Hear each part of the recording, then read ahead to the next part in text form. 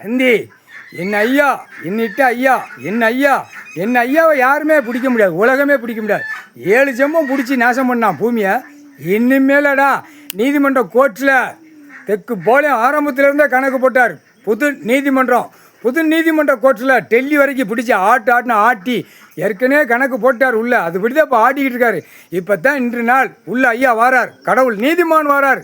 நீதிமான் பவர், கடவுளுடைய பவர், கடவுளுடைய குடும்பத்தார் பவர் எல்லாமே இன்று நாள்.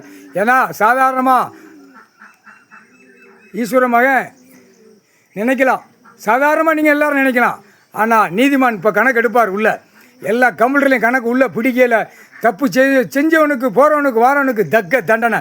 குடும்பமே அலரும், குடும்பம் நாசமாக போயிடும். இதுதான் கணக்கு, புரியுதா? ஏன்னா வெளியில் போயிடுச்சு. ஆமாண்ணே, ஆமை வந்தால் என்ன ஆகும்?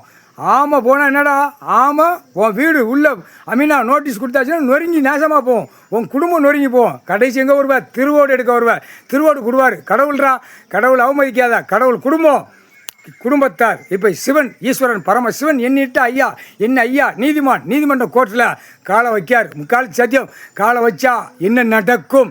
இதுதான் பிடிக்கிற புடி. அதான் ஓலை அரசியல்வாதி எல்லாமே கையில் வச்சுருக்கான்.